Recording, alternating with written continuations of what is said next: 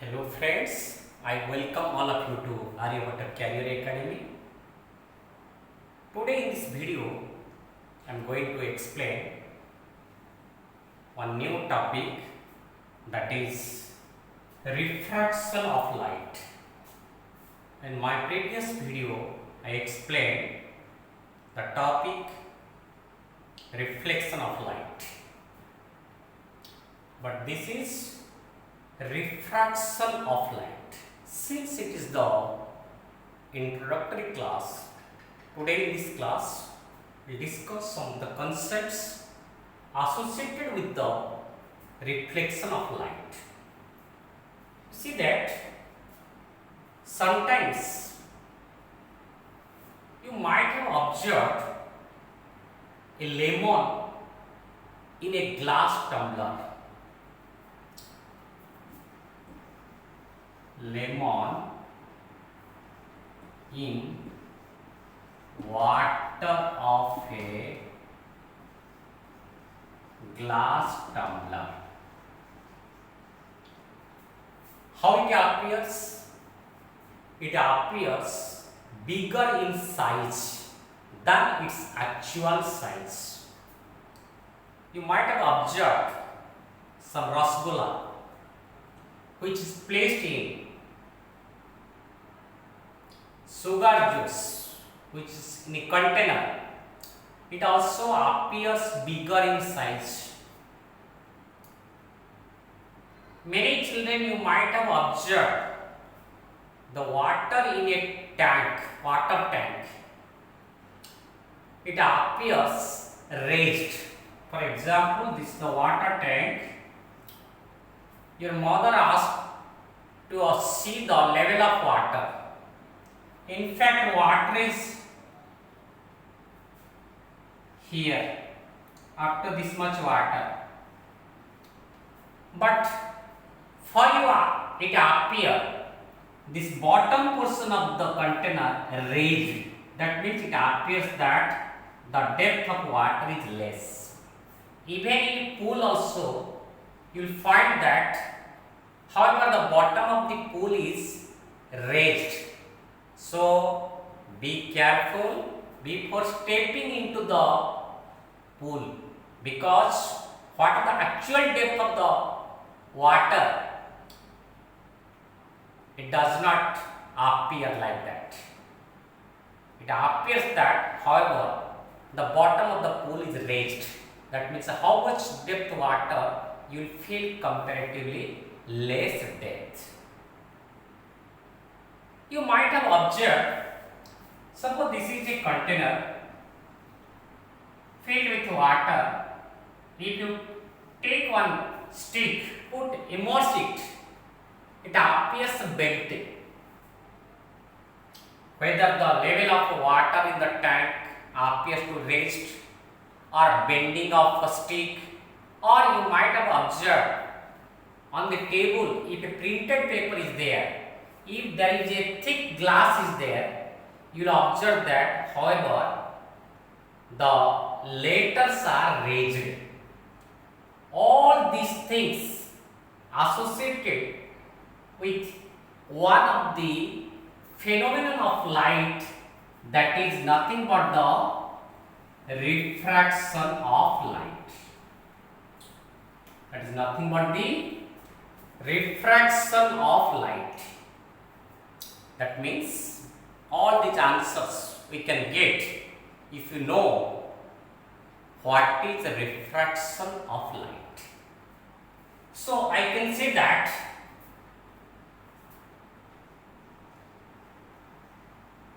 the change in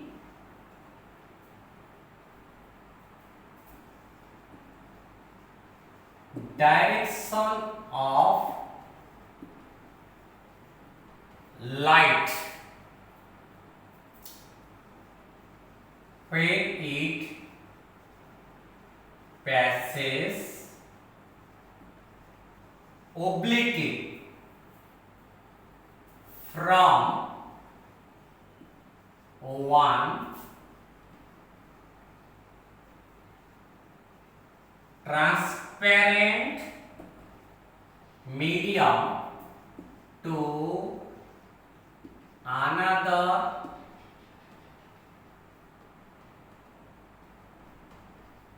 transparent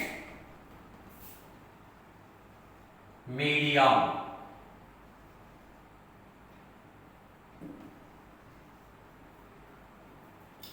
At the boundary, separating two media. That means that is the interface.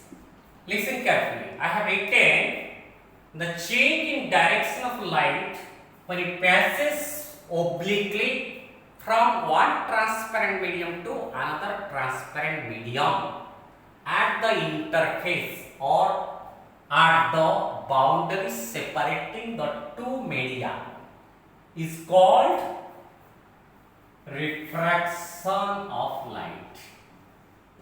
Is called refraction of light. So you know that light travels in a straight line as long as it is in a medium. It is in a medium means the density of the medium is uniform throughout. Then the light travels straight. But once it starts to enter another medium, that means their densities are different, then it starts bending. So the bending of light is called refraction of light. So I have written it is a process of changing the direction of light when it passes from one transparent medium to another transparent medium obliquely. That is called refraction of a light. Let us see here.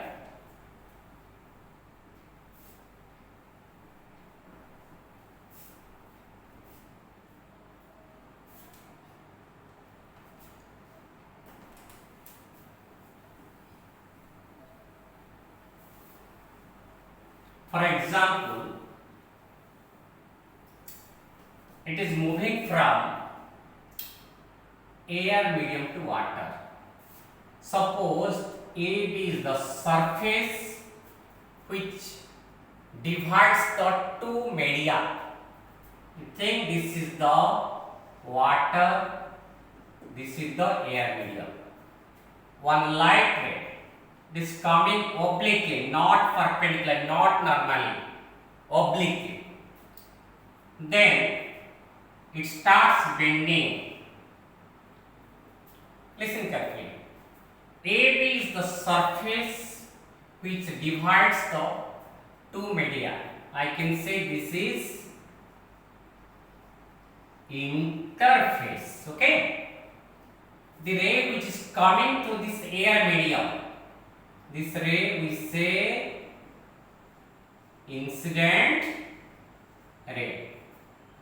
The point where it hits the interface, that is called the point of incidence. So this point is point of incidence. At this point, suppose I am drawing a normal. This is the normal. You see that light is coming like this. It is expected to go like this. But instead of going straight, it is bending. Here it is bending. Okay. This angle between the incident ray and the normal is called angle of incident, and the angle between the normal and the refracted ray, this is the refracted ray. This is called angle of refraction. So I stands for the angle of incidence, whereas the R stands for R stands for angle of refraction. I stands for angle of incidence. So, the surface which divides the two media, that is the interface, when light traveling from one transparent medium to another transparent medium, that time it is bending. Okay? It is bending in this case towards the normal. It will bend when it moves from one transparent medium to another transparent medium. If their densities are different, definitely it will bend. But either it will bend towards the normal or it will bend away from the normal. That one I shall explain. Let us see.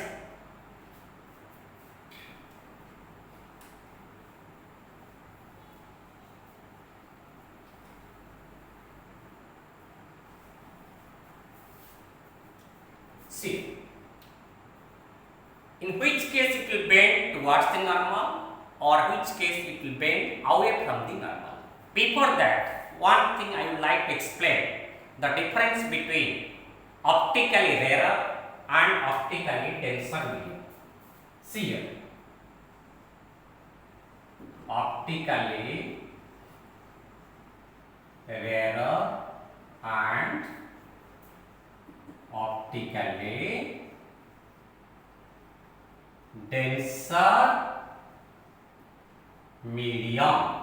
What is optically rarer and optically denser? You see that speed of light in air, it is 3 into 10 to the power 8 meter per second. Speed of light in water 2.25 into 10 to the power 8 meter per second, and speed of light in glass, I have taken here 2 into 10 to the power 8 meter per second. Okay? Now you see that all these three are transparent medium. In this topic, medium means this transparent substance through which light can pass. That is the medium for this topic. Even the vacuum is also a medium since light can travel through vacuum. Now you see that speed of light in three different media is different. It is maximum in air, it is least in glass, it is lesser in water. That means in three different media its speed is different. The medium through which the speed of light is more is called rarer medium. So I can say optically rarer medium. Optically rarer means the medium in which the speed of light is more. This is optically rarer. Optically denser means speed of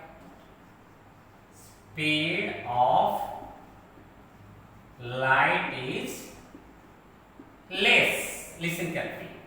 I said optically denser and optically rarer. There is a differences between mass density and optical density. Some cases it may coincidence, but it is two different facts. Mass different one, optical mass density one, optical density is another one. So optically denser means speed is comparatively less. Optically rarer means speed is comparatively more. One more example I am giving. So I said that the speed of light in air is 3 into 10 to the 8, means it is a rarer medium. Whereas speed of light in glass, it is a denser. Or if I compare these two, here it is denser because speed is less. Now one more example, you see what is the differences between optical density and mass density. You see that between kerosene and water, the mass density of water is more than kerosene. Listen carefully.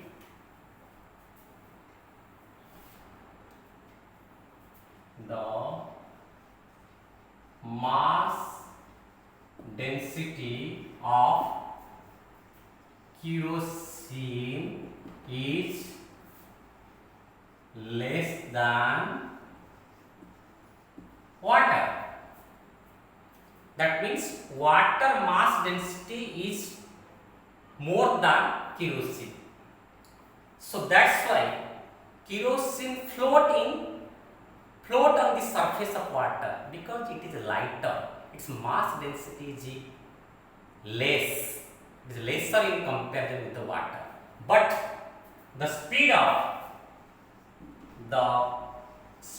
of light is more in water than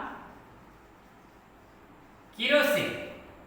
So I can say that between water and kerosene, water is optically rarer. Water is optically rarer. Okay, and kerosene is optically denser. If we consider the mass, kerosene is lighter, less density, but optically its density is more. So optical density, mass density, two different concepts. If the speed is more, we say it is rarer medium, and if the speed is less, we say it is denser medium. Now let us see what is the cause of refraction. Listen carefully. Cause of refraction. So children, don't forget to share this video with your friends. Okay? See. Cause of refraction or the cause of bending. What is the cause of bending?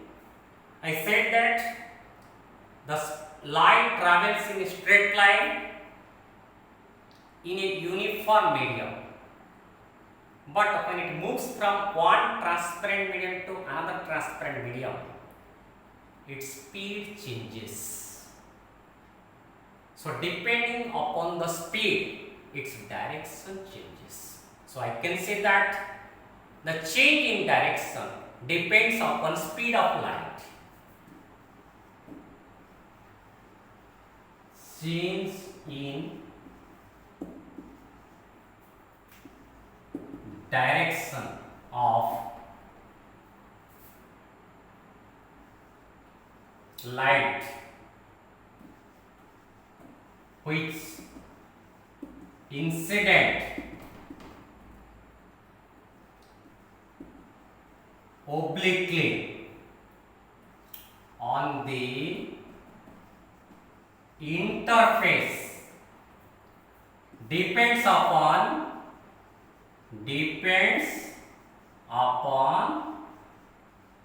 speed of light. That means in different media the speed of light is different. I said that if the speed is more, we say it is a rarer medium.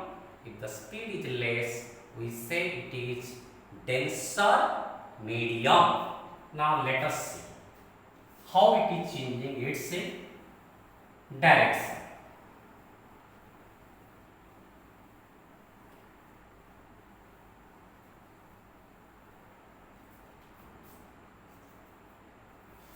So this XY is the interface which divides the two media. Suppose this is the rarer medium, this is the denser medium. The light ray which incident obliquely, see here, it starts changing the direction at the interface. This is angle of incident, I said, this is angle of refraction. In case of a reflection of light,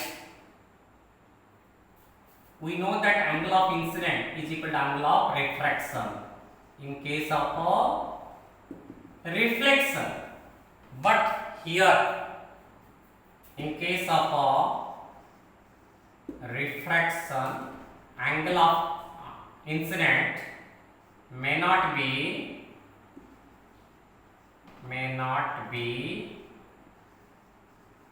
equal to angle of refraction. It is not equal. You can say angle of incident in this case and angle of refraction, they are not equal in this case. I not equal to R. See that here the angle of incident is greater than angle of refraction. Suppose this surface is not there, that means only one medium, it might have traveled straight, but instead of traveling straight, it is bending towards the normal. That means this angle of incidence greater than angle of refraction. So when light travels from rarer to denser, when light travels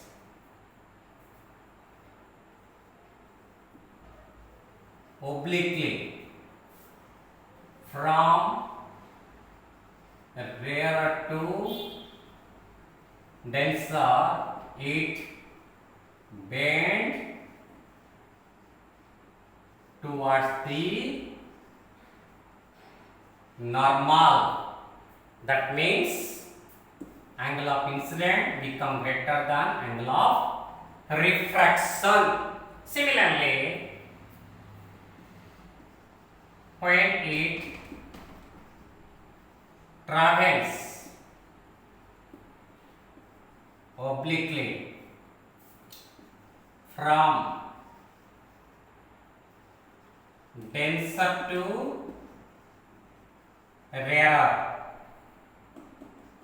it bends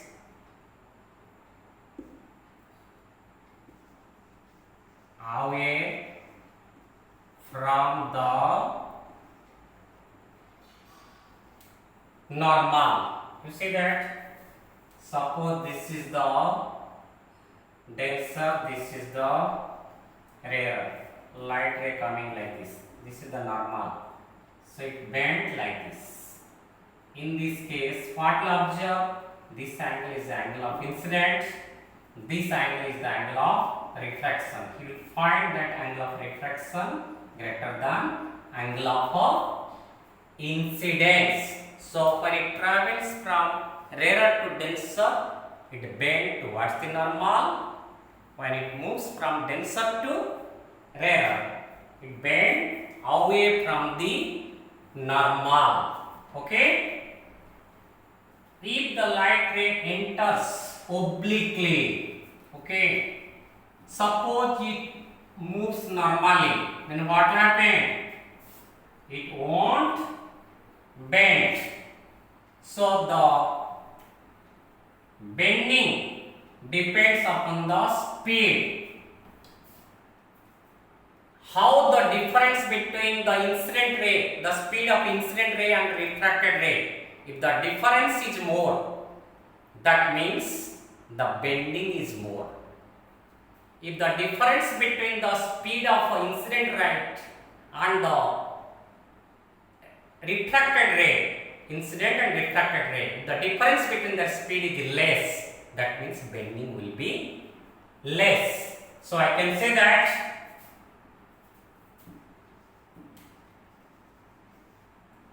the bending is more if the differences between speed of incident and refracted rays is more, vice versa. Okay? Now, I said the cause of refraction is the speed of light. So, the speed of light in different media is different. Okay? Now, let us see the laws of refraction. Previous topic we studied laws of reflection. Here laws of refraction. What is the first law? The incident ray, the refracted ray and the normal at the point of incidence, okay, all lie in the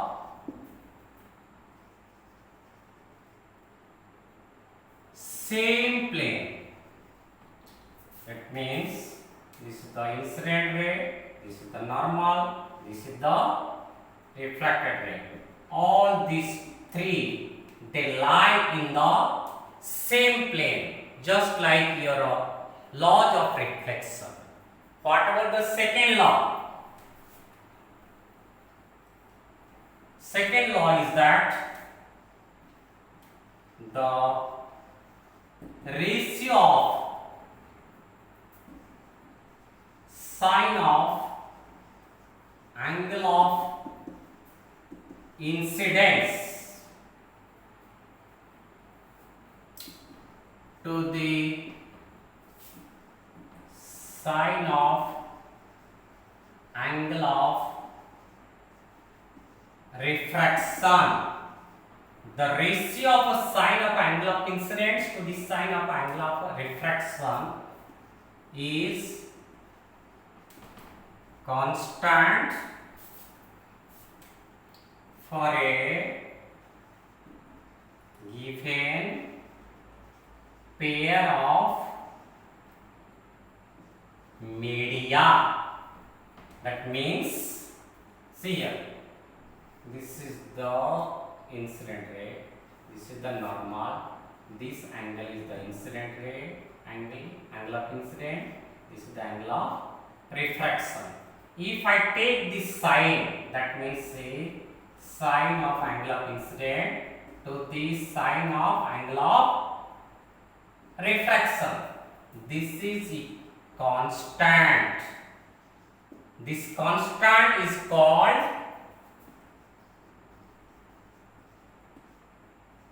refractive index.